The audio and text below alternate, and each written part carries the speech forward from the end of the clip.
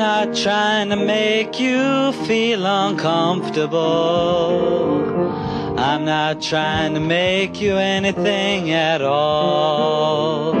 But this feeling doesn't come along every day. You know something that kind of irritated me back in 1983?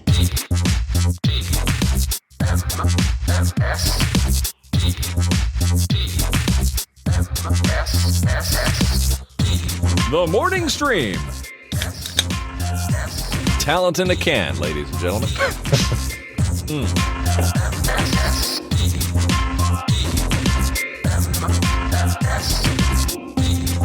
Hello and welcome to TMS. This is the morning stream for Monday, August 3rd, 2026. I am Scott Johnson. That is Brian Ibbett. Hello. Good morning, good sir. One of my favorite Scott Fletcher intros. Oh, it's amazing. Yeah. I always wanted to know what he was drinking.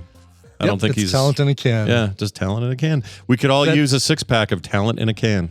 That's right. That little audio music clip. Well, music. Yeah, clip you want to call it that? Sure. Yeah. It took me a second. Took me until the opening music of the TMS theme to figure out what song he was singing. Yeah, it's one of the worst karaoke performances I've ever seen. Pretty horrendous. Yeah. I'll give you you know what? I got another one for you. Okay. All right. Because some of you may not be aware of this. For those of you wondering, it's "I Honestly Love You" by Olivia Newton-John. Oh, thank you. Sorry. Yes, we should have had a little follow through on what the title was. The big hit that was that. I guess it was kind of a hit. It was a hit. Oh no, it was a big hit for her. Yeah, it was like before I think the Grease stuff. This was like pre-Grease. Weird. Pre-Grease. Yeah. I never think of her pre-Grease. Along with like "Please, Mr. Please" and yeah. For me, it was Grease, Xanadu, Physical. Sure. No, there was a whole business before that with ONJ. Yeah, it sounds like a hot night with your date. ONJ. Yeah, a little ONJ. Yeah, a little bit. It sounds like a disease. Yeah. Oh man, no. Went to the doctor. Says I've got ONJ. Yeah, a little ONJ. It'll clear up though. You put a little cream on it, you'll be fine. Yeah. Brian, I'm going to play something that's maybe worse, but also it's to celebrate something. If you guys are not aware, yesterday was Brian Ibbett's birthday. And I found the perfect karaoke sung version of this birthday song by this Indian creator I follow. Okay. And it was just too good not to play it. And when I say Eastern Indian, Indian, you'd say Native American or you'd say indigenous people. Otherwise, yeah, right. Where none of us are really. Hopefully, we're not. I mean, I don't. Has anyone asked the indigenous folks how they prefer it? Yeah, Kay doesn't like. I mean, she prefers Native American or indigenous people. Okay, all right, good. I always wonder because my daughter-in-law. Sometimes our white guilt gets in front of us, and I never know for sure. Mm-hmm. Like I got Japanese friends that, like someone will get offended that I'll do the whole thing like from anime. Yeah, you're making fun of a culture thing or whatever. And, we're making fun of a sound that we hear on a cartoon all the time. Yeah. It's But people have done that. I've had people get after me, and then I'll talk to a friend who's Japanese, and they'll go, "We don't give a shit. Yeah, do it all you want." It is, and he's like, "It is weird." He's like, "Yeah." It does not bother us. Yeah, whatever, Doesn't have that problem. But anyway, so here it is. This is a guy from India, the country of India. I follow him, and he does English covers of songs, and he did this one, and I just had to play it. So this is for you, Brian. Happy birthday to you. Happy birthday to you.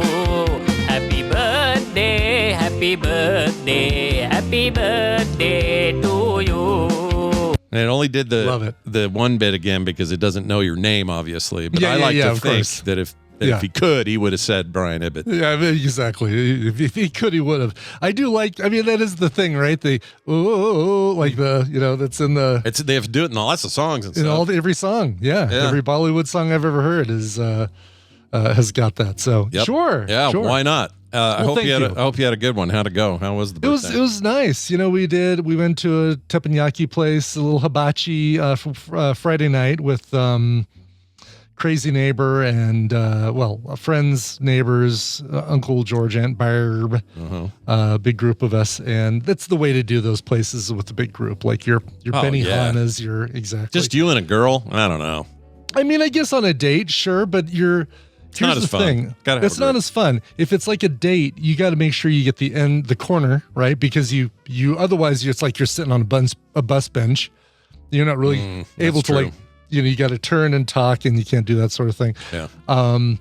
So go for a corner if it's just two people, and there's a whole time you're not going to be able to talk to each other because the guy is like slamming his spatulas onto the metal griddle and he's making the volcano, and he's blowing his little train horn going toot toot, making it go across the thing. Yeah. Every trick this guy did, by the way, like every. Well, I was gonna ask you, like, how Yeah. Benihana is this? It is full on Benihanas, Okay. and it's, there's the whole thing where it's like tossing a piece of broccoli into everybody's mouth around the table, and cracking the egg, or spinning the egg on the spatula, and then flipping it onto his hat, and then doing the onion volcano. By the way, I did the onion volcano on my Blackstone because once you get a Blackstone, you make your smash burgers, you make your fried rice, you make pancakes, but at some point you are going to try to do the onion volcano. Like Describe that for me, because I'm not sure what that is Sure. in my head. What is Absolutely. it? So you basically take an onion and you slice one big slice through the widest part of the onion, so that Okay. you've got rings. Okay.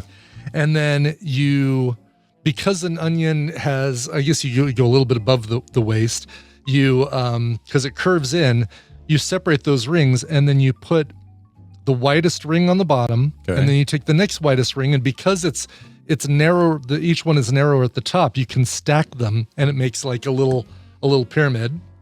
Okay. So far, Thus so good. You forming with me? the volcanic Thus forming- mountain shape. Exactly. All right. Then you put cooking oil or alcohol or something inside.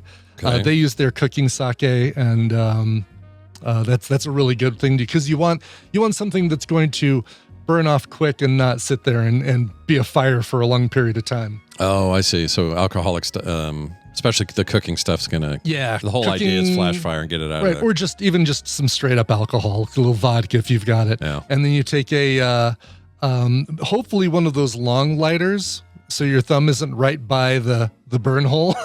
Oh, Because as soon the as kind you do for your barbecues in the backyard. Yep, exactly. The ones trigger. that have the long stem on them. Yeah. You could probably even use one of these. It's in there somewhere, but one of those like USB chargeable taser lighters. Oh Probably use yeah, one I of got a those little too. one of those. I love that. Yeah.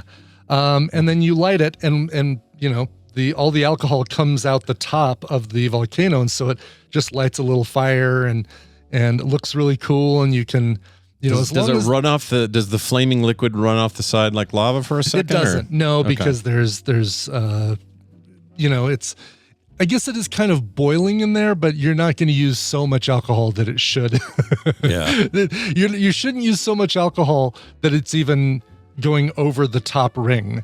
Oh, I want to Yeah. make one of these now. Yeah, it's fun. Just, have a person nearby with an extinguisher, and Have your fire marshal friend come over and be Exactly. a part of it.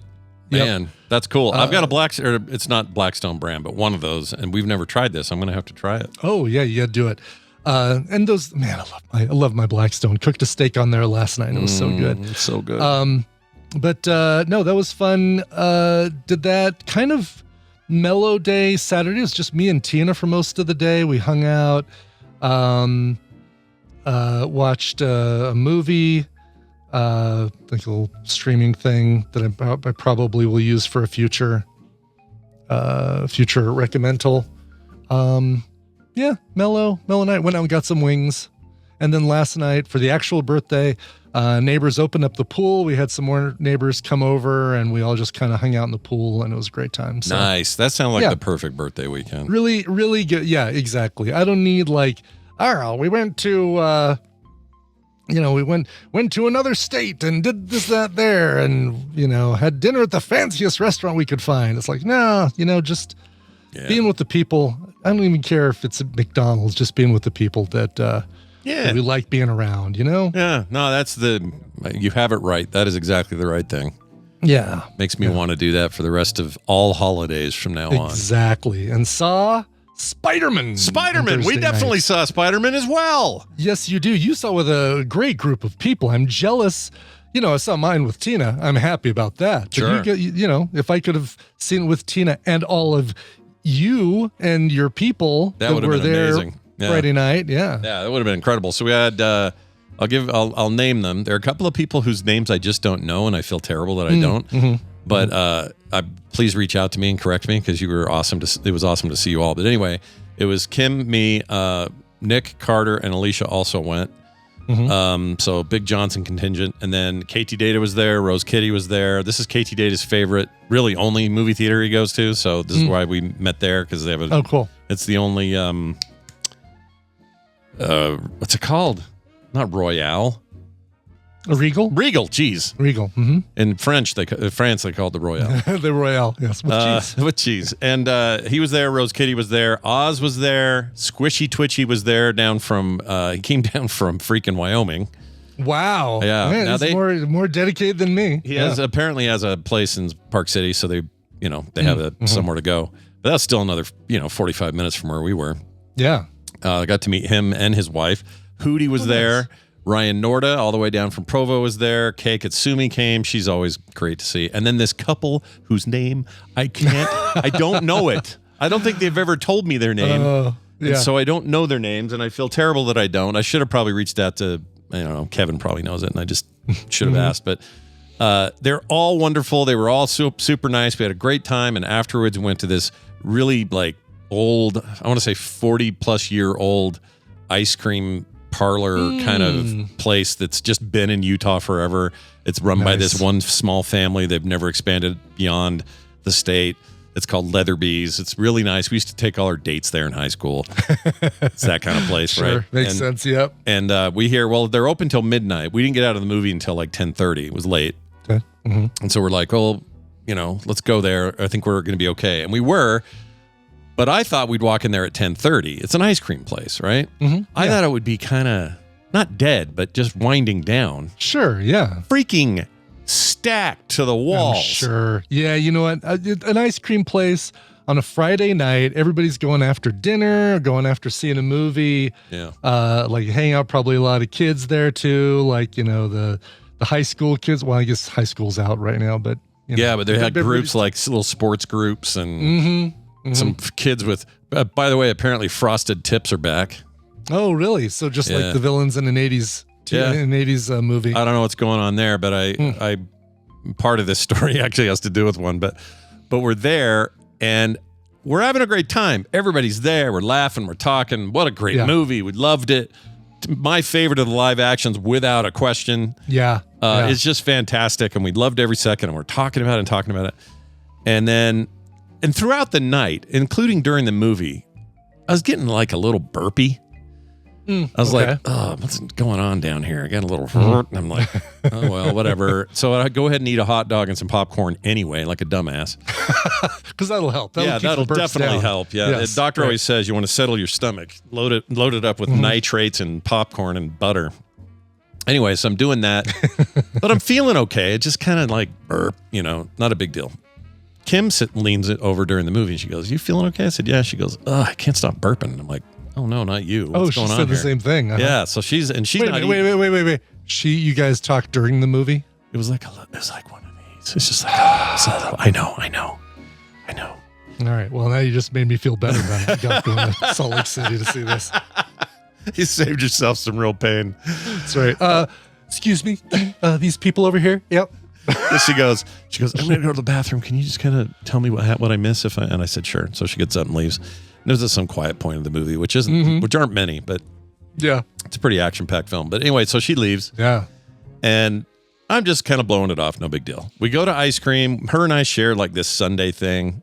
Not a huge one. They have these nightmare ones that are challenges to eat. Sure, right, yeah. We just have your name on the wall if you finish off one of those, yeah. Yeah, we just did this normal one. And while we're there, we're like, oh, just grumbly and not great. And like, what's going on? And we still eat the ice cream like dumb shits, like dumbasses. And I eat half of it. The secret to making your stomach feel better is always more food. Yeah. And we're having such a good time. I'm like, I'm not going to let whatever's going on here ruin my night. So we're there right up till midnight, and then everyone's like, we better leave. And we're like, okay, cool.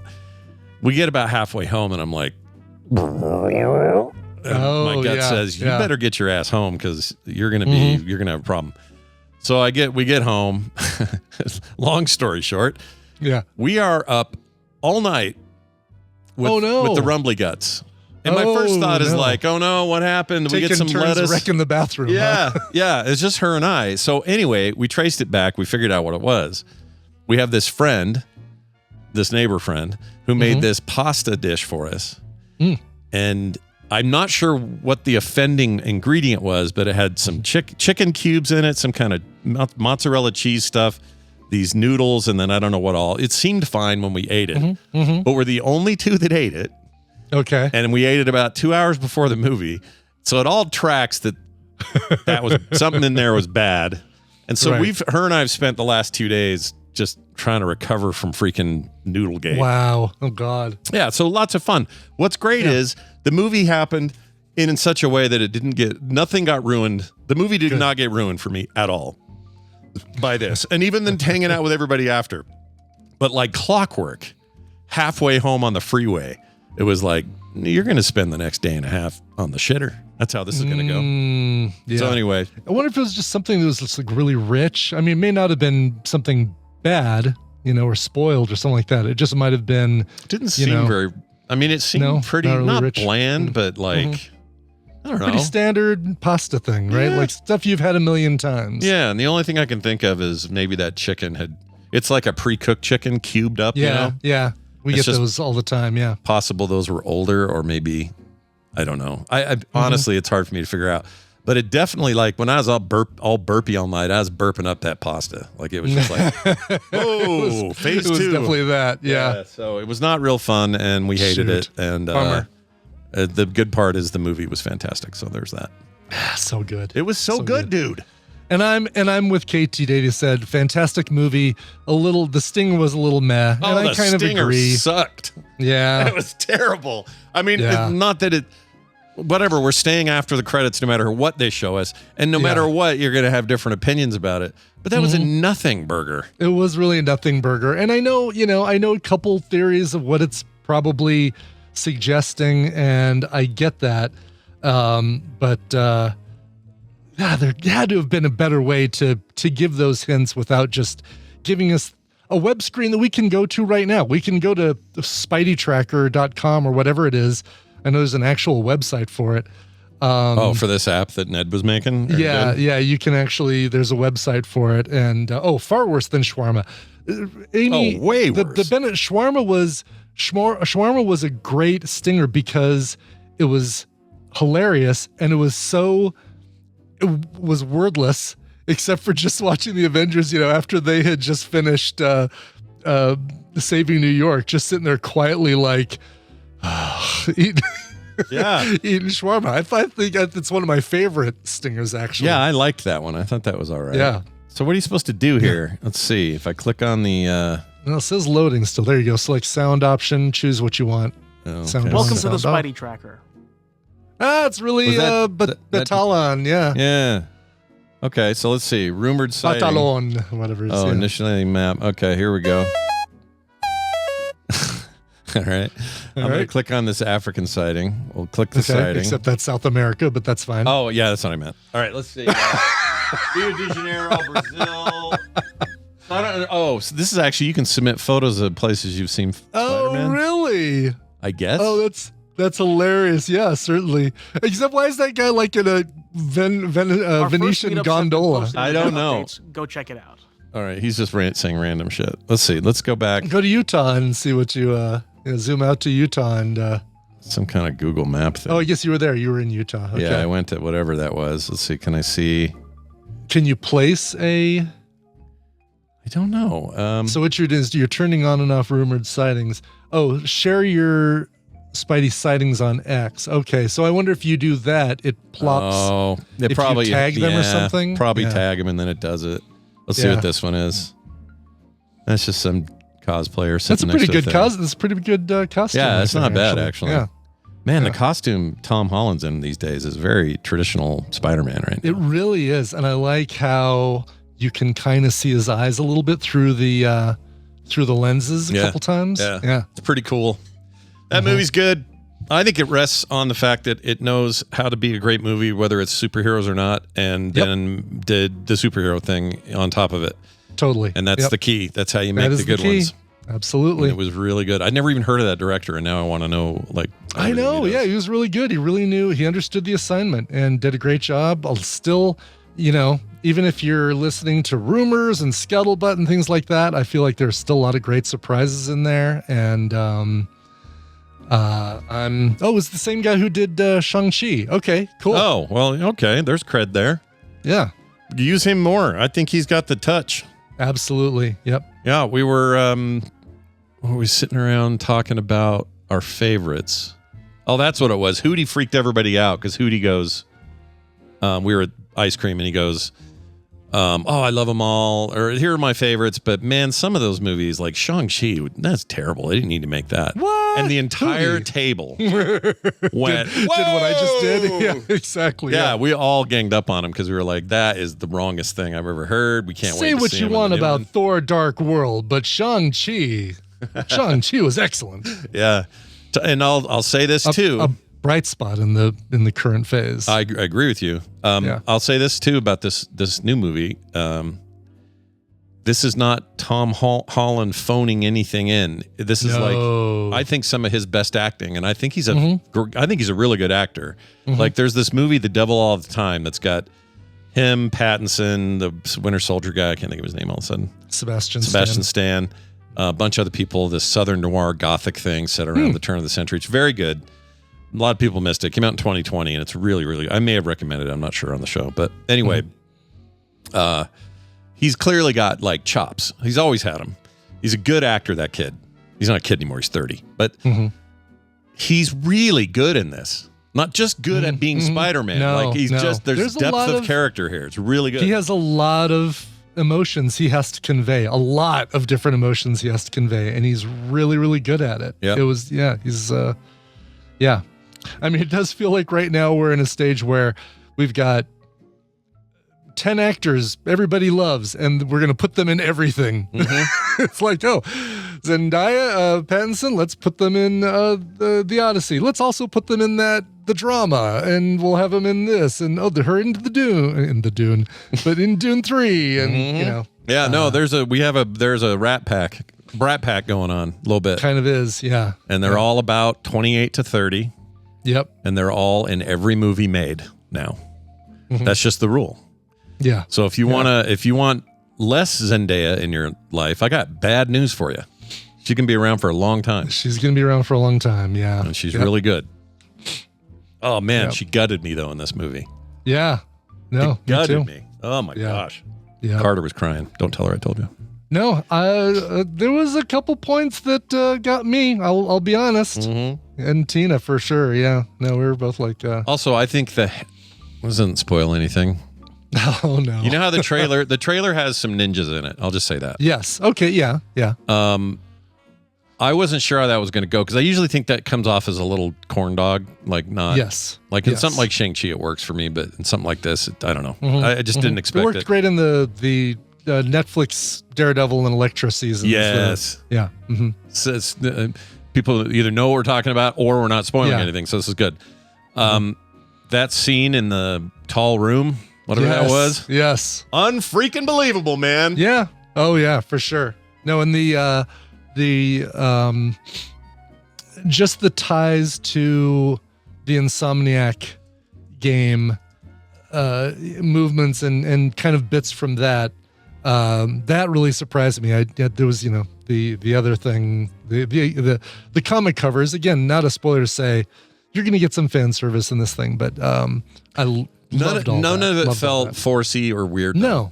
Or out of place. Exactly. Like it fit. It was thematically perfect. Yeah. So, and if you didn't know better, it would just be a cool scene, right? You'd be like, exactly. So they didn't waste screen space with fan service. I thought they did a really good job at that stuff. I was also worried about a certain transition.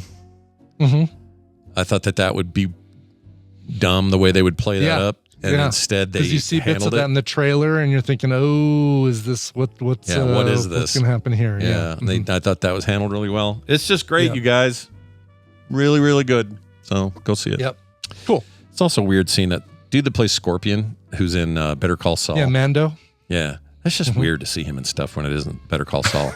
It really is. I know. It just throws me because I'm just like, shouldn't you be kind of trying to kill your uncle or I don't know, buy some meth or run the Mexican cartel for everybody in the States or whatever you're trying to do. He is so good too. Yeah, he's got presence. That guy's. He really does. Yeah. Anyway, go see it. I'm sure most of you have because. You're afraid of him and you want to hang out with him at the same time. It's really, it's a tough thing to do. For the first time in many months for me, that was the fullest theater I've been in. Like packed when it emptied, people are in line to pee. Like it was, I haven't had a movie experience like that in about, I don't know, since pre-pandemic for me, like that big. So I think Spider-Man made a bunch of money, almost $1 billion or something by now. Yeah. Big weekend. Huge weekend. Second largest opening of all time now, right behind just behind Endgame. And it's got rewatchability. I mean, I'm tempted, and it probably, I don't know if I'd be so tempted if I was paying for my tickets, like paying per ticket. Right. But I'm tempted to some afternoon this week just go again if I can find a little solo seat. That'd be great. Yeah. Because you're going to catch stuff, right? That you didn't see the first time? Exactly. I love doing that too sometimes. Yeah. I haven't done that in a long time. But maybe there's another stinger they'll show that'll be better. I wonder if the chat different stinger. What if the chat can guess which movie I last did that with? Oh, what do you think the last movie I saw twice in the theater? You saw twice in the theater? I actually saw it 3 times in the theater. Yeah, I think we know. Did they have the shiny and chrome version in the theaters? No, that was a Blu-ray thing. Although I think they did showing since like special. I think they did. Yeah. Afterwards, I would love to go to one. Yeah. If they ever did one again, I would go, but I don't think anything here opened with that. But yeah. No. Furiosa I saw twice in the theater. Mad Max Fury Road I saw 3 times in the theater. And then if you add that to how many times I've seen them since, and my plan to watch it again soon, it gets really disgusting. All right, guys. Brian is not in today. That's why we're going a little long with the top of the show. Oh, we are? Okay. Very last minute. I'll tell you what he told me. Okay. He says, hey, in the last 15 minutes, we had somebody quit in our department and a server go down. Oh, shoot. I will not be able to make it on TMS. Sorry, guys. This sucks. So he is busy putting out a fire. Okay. And as a result, we're already at 9:30 anyway. We're just going to pull in Bobby. We're just going to go right into Bobby. Okay. Sounds good. Yeah. So I'll save the trivia for next time. Yep. We can, cool. You could even do it on, I guess we could, I don't know. We could do it on Wednesday instead of Feud. Yeah. Whatever you're into. If it's easier to just copy and paste into it. Yeah, let's just do it Wednesday instead of Feud. That sounds great. Now this. Whoops, this. Science! Bob is hungry, and the soup looks good. Well, let's talk to Bob about his soup and anything else scientifically driven from Bobby Frankenberger. Or is it a hot soup? Yeah, hot soup, cold soup. Bobby, where do you land on the hot soup, cold soup? What do you prefer? Cold soup has no business going into my mouth. Oh, I see. Really? Even gazpacho? Have you had a really good gazpacho? No, clearly not.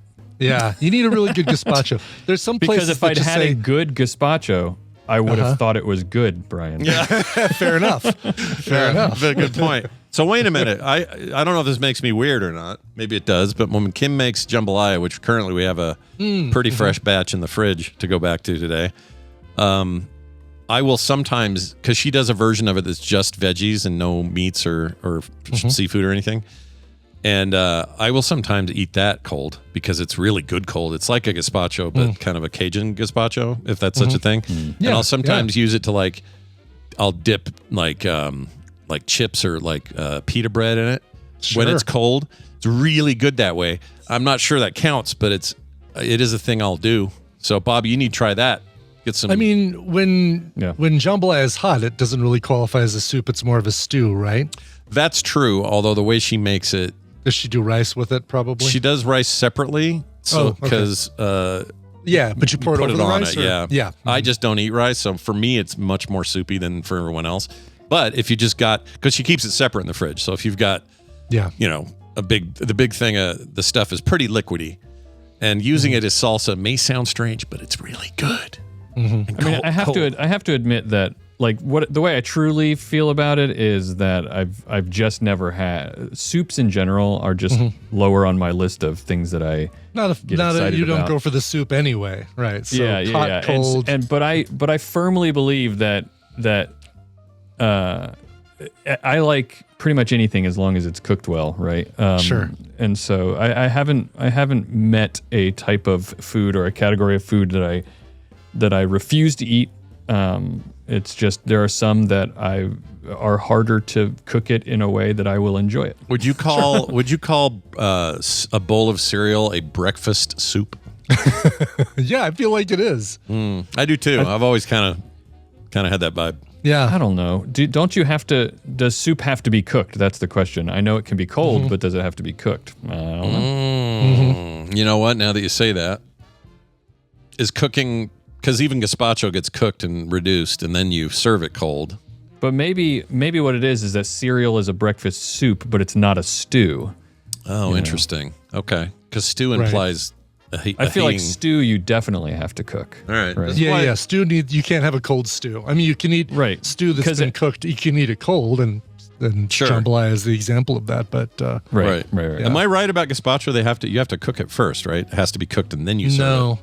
No? I've made gazpacho where you cook the garlic into the broth, but I've also made gazpacho where you start with a beef broth and you don't cook it at all. Oh, interesting. Yeah. Okay. The other thing is I pretty much will eat, like, to me the best food is food that someone made for me. That is the best food, yes. Free is also my favorite kind of food. Yeah, right. But even if it's not free, and I would modify that and say not just that someone made for me, but the best food is actually even the food that I didn't have to decide what it was going to be. I love it if people just give me something to try and eat, and because I just like trying lots of different things. A chef's table kind of dinner is one of my favorite experiences. So that's all to say, Brian, if you made gazpacho, I would definitely try it. Yeah. Cool. So, hell yeah. Would you try my wife's cold jambalaya, though? Would you do that? Yeah. Why? Sure. Yeah. All right. We're doing it. Next time we're all together, get out the cold bowls. Bobby's going in. Next time we're all together, everyone's just going to make me cold soups. Yeah. I love it. Probably Hammond will bring you something real disgusting, is my guess. Oh, gosh, yeah. That's what he does. Fried chicken candy or fried yogurt chicken soda. chunks. Oh, Yeah. gosh, dang it, man. That guy really wanted us to die that day. All right. Hey, Bobby, it's time for some science. We've been kind of bereft of science. It's not even the right word. We've been scienceless. Yeah, that's how bad it is. I used the wrong word for it. Science has been under attack recently. Let's get it out of the crossfire. Yeah, can we do that? What did you bring today to discuss? Bereft is the right word, by the way. Okay. Use the right word. Thank you. I just wanted to give you. I thought that was more some like validation. she's bereft because her husband died or something like that. No, that's bereaved. Oh, bereaved. All right. Yeah, Well, bereft means you're lacking something. So yes. you're lacking your husband. But you know what? I mean, in a kind of a way, that's true. That's true. That's dark and true. Sure. But you know what NASA's bereft of is a good repair rocket, a good thing to repair their satellites. Oh.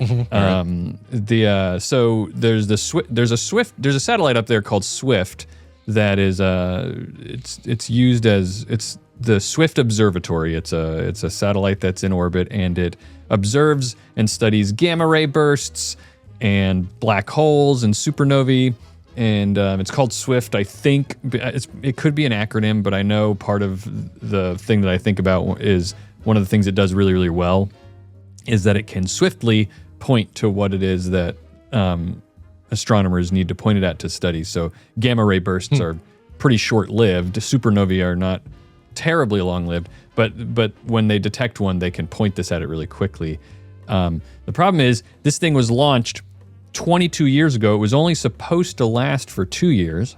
This happens a lot, doesn't it? Like with the rovers and stuff. Yeah, well, when you're planning stuff to go into space and use as a scientific instrument, you really only plan for it to last a short time because it's a lot better for it to be happily surprised that it lasted a lot longer. It's expensive to send things up there. Right. But this one's lasted 22 years and it's still going, but there's a problem. It doesn't have any propulsion of its own. It was launched and put into orbit, and what that means is in order to maintain an orbit, you have to have propulsion because Otherwise things in it'll orbit get around pulled the Earth. into It's slow. The orbits slowly decay and get lower and lower. A lot of that is because the atmosphere is a lot thicker than we think about it being.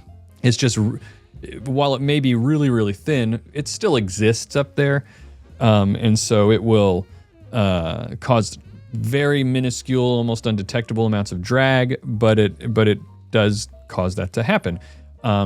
They were hoping it would last a little bit longer in orbit than it has right now, but there's been a lot of solar activity recently, which has caused it to decay in its orbit.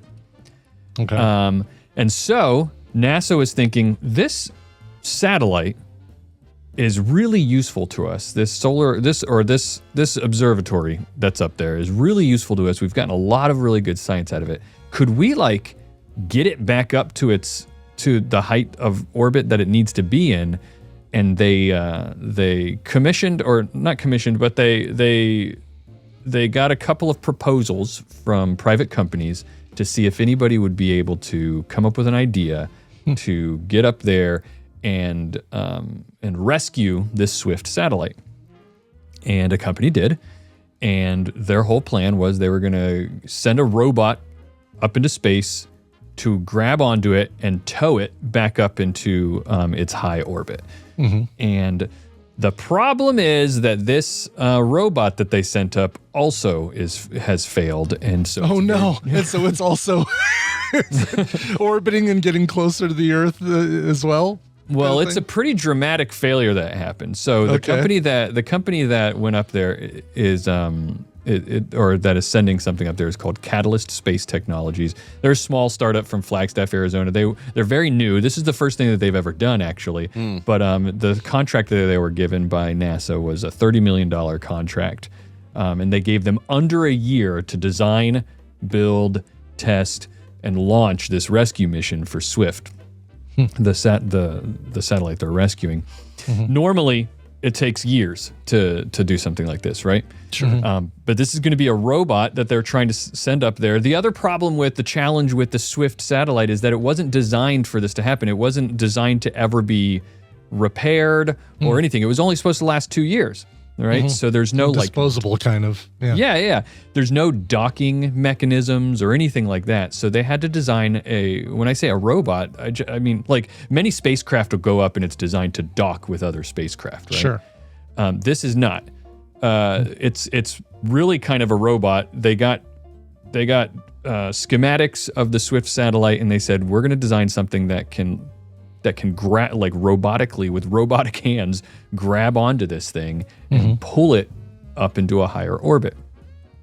So they launched it, but the problem is that it started to spin out of control. This spacecraft that they sent up is called Link, and whenever you send something into orbit, it will oftentimes lose connection with ground bases. That's a normal thing. Sure. And so somehow, on one of the times that it went out of contact with the ground, when it came back into contact, 2 of the 3 reaction wheels basically was spinning out of control when it came into contact. Propelling only had one, a left foot was the only thing that was working. So it was just walking in circles in space, basically, or in the atmosphere. Yeah, exactly. So these craft are equipped with what are called reaction wheels, and you can just think of them as heavy rings of stuff that spin around in order to create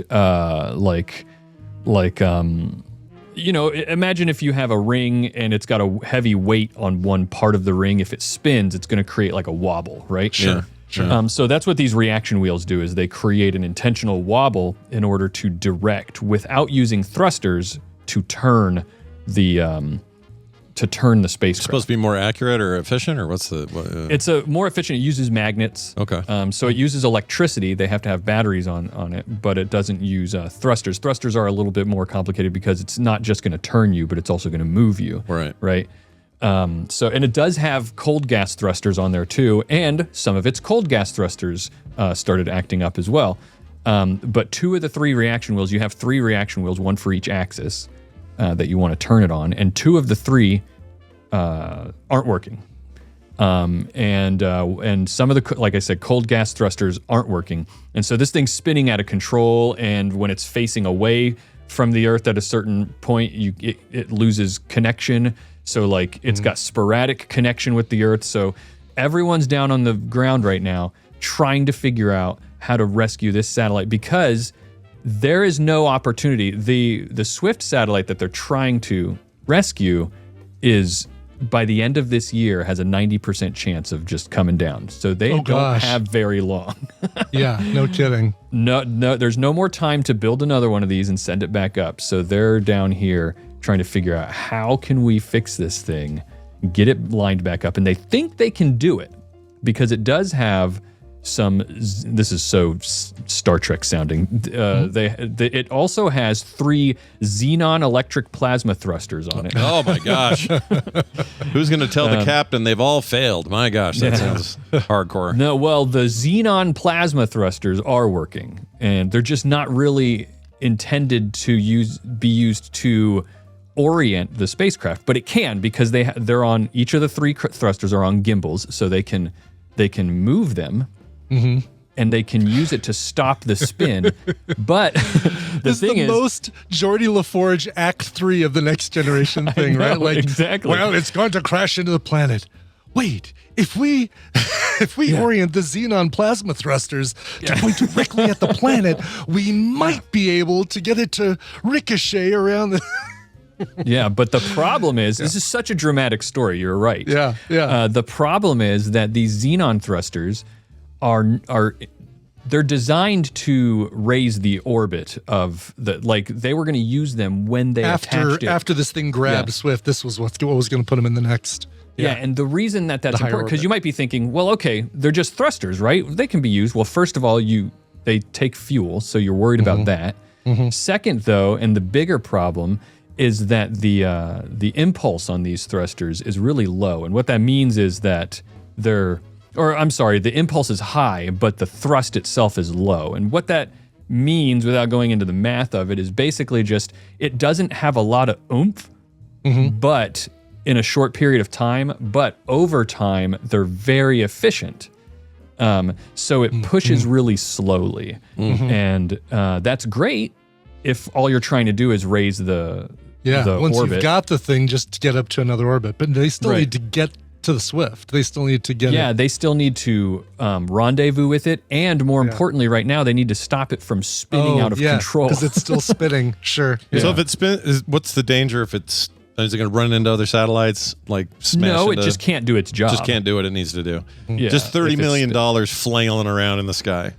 Yeah, but more than that, the Swift satellite, they've got a few months to figure this out, right? Oh, before that thing's toast. I mean, look at this. One of the things it showed people were these gamma rays that we're getting. There's a shot of it, like detected by the thing. Cool. Yeah. I always thought gamma rays are green because I watched the Hulk as a kid, but whatever. Sure. Like, it seems like they're getting really incredible data out of this thing, so I get why they don't want to. Absolutely. They don't want to. Well, that's why they want to keep it, and it's a lot cheaper. $30 million sounds like a lot, but it's a lot cheaper to spend $30 million on this rescue mission than it would have been to design and build and launch a whole new satellite to do the same sort of science. That makes sense. Yeah, no doubt. Right? Yeah. Yeah. And so they're using the plasma thrusters right now. As we speak, they're using them to try to slow the spin. They've gotten the spin was at like 9 degrees. It was spinning like 9 degrees per second out of control. They've slowed that down to 4 degrees per second.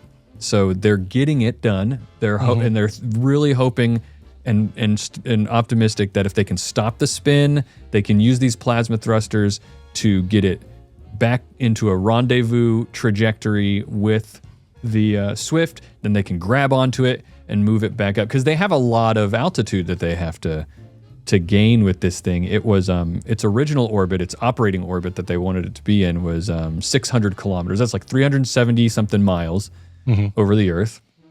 600 kilometers, and right now it has come down to about 350 kilometers. So they've got a lot of altitude, they need to raise it to get it back up to the orbit they want it to be in. What is that called? The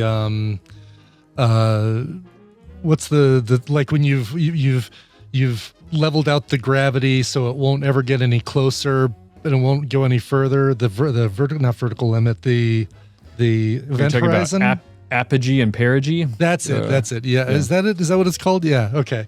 Where basically apogee refers to the highest point in an orbit, and perigee refers to the lowest point in an orbit. Is that what Apogee software games or whatever they were called? That way they named themselves that? That's I thought that was a fake made up word. Nope. Apogee is the highest point in an orbit. I think Lagrange point is the phrase I was thinking. Yeah. So a Lagrange point, Lagrange point. Lagrange, invented by ZZ Top, by the way, which is great. But it was only Frank Beard, right? The drummer, the one without a beard. Right. Yes. Yeah. Before they started playing music, they were orbital engineers. You imagine? I mean, they were in Texas. They're right by the Johnson Space Center. Exactly. It's all fine. Yeah. Right. But no, they a Lagrange point is it's a specific spot in place between two gravitational bodies. Okay. Where the force between them is equaled out in such a way that it won't move. Anything in that point in space doesn't move. It stays in there. The spaceship in 2010, the year we made contact or whatever it was. Yeah. Yeah. Right. That makes sense. So yeah, they're hoping to be able to get it done by putting it into orbit. They want it to be in orbit because they can transmit data differently. It can be around different points and everything, and so they can point it at things, and it's just so. If this fails, now we've got two things that are going to come crashing down to Earth at some point. Yeah, but quite honestly, things crash down to Earth all the time. Yeah. It's not. This is usually in the ocean, but yeah. Yeah. So, you also said another word. I learned something new today.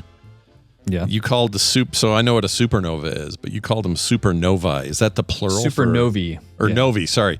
Supernovae is plural for like.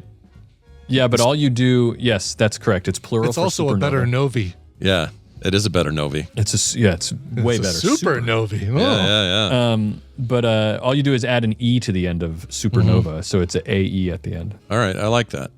Yeah. I always thought that was novae is how you'd say it, but what do I know? I think it might be one of those words that has like multiple acceptable pronunciations, if I'm being honest. Well, I just like to say supernovae because I think it sounds cool. Yeah, it's fun. Yeah. Like a supernovae in the sky. Or it's like, that star looks a little supernovae to me. Yeah. I don't think I trust it. Yeah. A little too supernovae. A little too supernovae. Well, this is interesting, and we're going to know if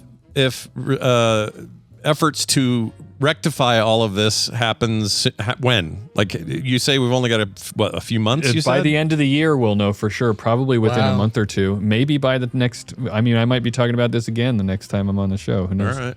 Well, if it misses, could we use that same robot to, I don't know, get a convertible out of our orbit and just send it off into the sun? Yeah, that'd be all right. He was exting, whatever that's called. Sure. About that recently. Tezzeret Dynamite says all the gold on Earth was made from supernovae or from supernovas. Is that true? Yeah, that's true. Well, yeah. What? At the beginning, most of what is in the universe was made out of hydrogen and helium, and stars took that hydrogen and helium and fused it into all the heavier elements that are in the galaxy. I mean, I guess we're all made of the stuff of the universe, so it's not, that unusual of a concept, but I didn't realize there was like a direct tie to another thing we have a name for. Yeah. That's why cool. That's the whole point of when you hear people say that we're all, made out of stardust. It's quite literal. Yeah, it's true, right? Mm-hmm. Yeah. But so if you wanted to get rich on gold, here's what you do. You find out where all the supernovae are. Yeah. Where they're all hanging out. Yeah.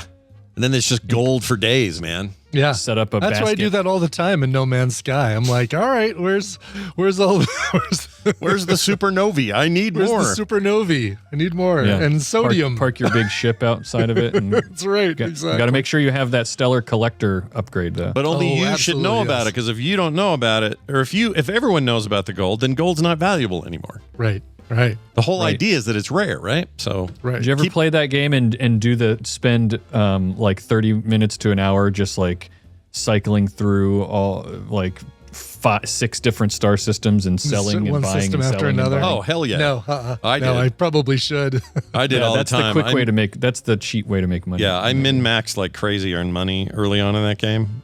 And then I played a run that was creative, like you just do whatever you want, nothing costs nothing, just so I could learn some of the new systems that were coming out. Oh, that's smart. Yeah. Yeah. The only problem with that is that you get lazy, so then the next time you play a real run, you're like, shit, This is too hard. my ship's going to cost a lot of money if I want to put those upgrades on it. Yeah. Anyway, I'm due for another Astroneer run too. Damn it. they got a new game coming out. They those do. people. What's that called? And DLC for Astroneer too. Like there's a couple things coming from. Let's see, System Era Software. Wait, they're making a new System game and DLCing the old one? Yeah, dude. Yeah. Let me see if I can tell you what it's called. Star Seeker. Oh, that's the add-on to. That's the Astroneer Expeditions thing, right? Yep. And then the other game, what's the other one? Or is that? Oh, Stop talking about these. maybe games. they combined them. I don't know what they did. Oh, Make me maybe. play them. Okay. They may have combined the names, and the new game is the Star Seeker, but it's like an Astroneer. It's in universe Maybe to help that's- them, okay. That's don't their know. multiplayer thing. Yeah, Yeah. the Star Seeker deal. Which Oh. I don't care. I don't want to play. I don't want to play Astroneer with other people. Yeah, I just want to Yeah. play by myself. I mean, it'll let you play it by yourself. I'm Yeah, sure. yeah. That's Who how even I'm plays doing it. multiplayer anymore. I know. Who are they? What's Yeah. that for? Ugh. Speaking of which, we have a new instance coming out on the what's the year speaking or of the day? we like Cool. MMOs. Speaking of MMO. Yeah, speaking Exactly. of MMOs, honestly I play a lot of solo in an MMO, so it's not that different. But we've got some stuff coming up. Watch for a teaser coming soon as we get close to the big patch coming in August. So what's that? If The you 14th? missed the instance, we got you. Yeah, miss it no longer. Bobby, always good to have you here. Tell people about your science show so they can go get some more science in the meantime. It's called All Around Science. Science is in the name to make it easier for you to know what it's about. It's It's a all good idea, around by the science. way. I like that. Yeah, you should do that. Yeah. It's me and my co-host Maura talking about science news that we're interested in. This episode that just came out today, it's about dolphins and orcas, different things that we learned about them. Here's the reason you want to listen to it. Apparently, there are some orcas that have been found turning big giant sunfish into piñatas, literally charging into them and causing them to explode. Oh God, really? What the heck? This is Oh, not an exaggeration fantastic. either. Wow. What I just said to you is exactly what's happening. That's dark. And do they eat the candy that comes out of them? Yes, is that they the do. purpose? Yeah, that's the whole. Well, you can't it's for know food? exactly what the purpose is, of course, but it seems porpoise? to be that's what they're doing. Yeah, what is the porpoise. purpose Oh my of gosh. all of this? Fantastic stuff as always, Bobby. Nothing but pleasure having you on. Thanks for hanging out with us. And between now and next time we speak, may all the science come your way or something. Thanks. Bye now. All right. Nicely done. Excellent. We're gonna play. That's cool. We're gonna play an email. We're gonna read an play email. some This is email. about the jugs of pee. Playing emails. This one's from BC Clark. No, sorry, B Clark, or maybe it's Okay. BC Lark. I don't know. Okay. The way it's written is all together, so I don't know. Sure. He says this. Hello, Scott and Brian. Not sure if this is worthy of reading on the show, but feel free to do so if you want. I recently upgraded to 5 gigabit symmetric fiber. You've mentioned previously about complex methods to watch media. If I wanted to share my complex methods with you, what are your complex usernames? I searched for the users Frog Pants and Coverville, which do seem to exist, but wasn't sure if those were the real deal. I think those are the real deal. Those I think are the real deal. I'm double checking because I might also be using Bibbot, Bibbott, because maybe I had problems with. Nope, I'm using Coverville. Good. Let me Okay. double check Coverville's for a him thing. too, because I think I think is it's Frog Steam Pants. that I have both a Coverville and a Bibbot account, and I need to just combine them. There it is. Frog Pants for me. So yours is Bibbot. Mine's Coverville. Yours is Coverville. Okay. Mine is Coverville. Coverville and I keep saying Bibbit. Coverville and Frog Pants. Those are right. There you So go. I would Very say good. do the most complex thing you can think of by adding those usernames, and Yeah, we'll accept them. Yeah, absolutely. Cece wrote in and says, "Well, actually, Mrs. Fields this is a claim I made the other day. Mrs. Fields of Cookie fame, origin story is not a Utah thing. She began her business in my hometown of Palo Alto, California. True, you're absolutely right. I had it wrong. I thought she started here, but here's where that got confusing and why I thought that.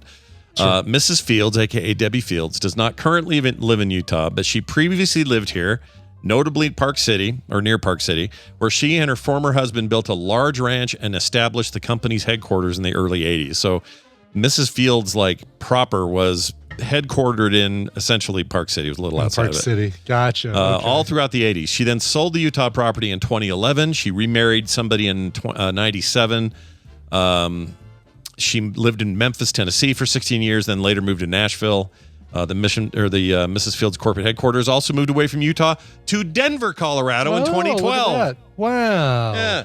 So when they sold the property and bailed, they moved right over to you guys that next year. So excellent. Well, I'll have to go out today and go get myself a crumble cookie just to stick it to Mrs. Fields. Man, those chocolate ones sound so good right now. They're so damn good. I know. Yeah.